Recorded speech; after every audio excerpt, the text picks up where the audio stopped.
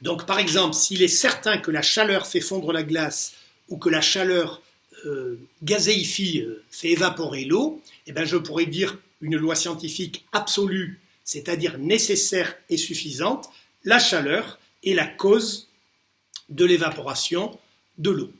Et ce sera une loi scientifique.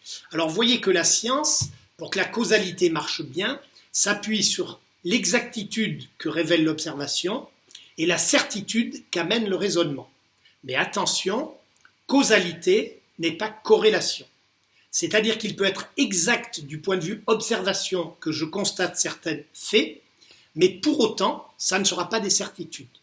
Je vous avais dit en plaisantant, en dehors du domaine médical, que c'est pas parce que le président Hollande, dès qu'il sortait, il était exact qu'il pleuvait à peu près tout le temps, je plaisante, on ne peut pas pour autant en tirer la certitude quand le président Hollande sortira, il va pleuvoir.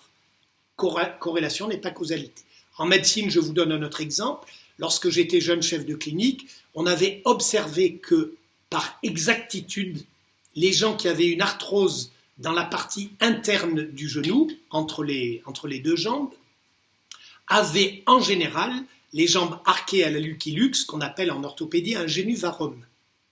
Et on en avait conclu abusivement, en transformant une corrélation, cette exactitude, les gens qui ont une arthrose interne du genou ont en général les jambes arquées. On en avait conclu que la certitude, c'est que si vous avez les jambes arquées, vous allez avoir une arthrose du genou. Ce qui est évidemment totalement faux, puisqu'il y a des gens qui ont des jambes arquées depuis très longtemps et qui n'ont pas d'arthrose du genou, ou qui ont une arthrose qui n'est pas symptomatique, ce qui revient au même pour leur vie d'être humain. Ce qui veut dire que si je m'appuie sur une certitude pour en faire une exactitude, je risque de me tromper. Karl Popper, un philosophe de la science, avait dit que justement, pour que les exactitudes scientifiques deviennent des certitudes, il faut accepter que l'hypothèse contradictoire soit fausse pour valider l'hypothèse que je propose. Je propose que les génuvarum vont entraîner une arthrose du genou. Si je n'arrive pas à démontrer que c'est faux, je pourrais considérer que c'est exact, que c'est une certitude. Mais évidemment, la réalité montre que, je vous l'ai dit, il y a des arthroses internes du genou des génuvarum, qui n'entraînent pas d'arthrose interne. Donc, exactitude n'est pas certitude.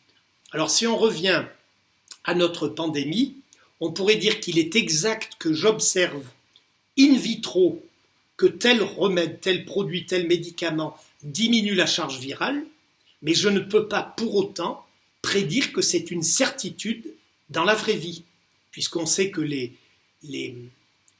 réactions de certains produits au laboratoire ne sont pas les mêmes que dans la vraie vie. Et d'autre part, je ne sais pas si Monsieur Dupont, ça marchera aussi bien qu'en général chez tous les êtres humains, puisque vous savez que nous sommes tous singuliers et insubstituables.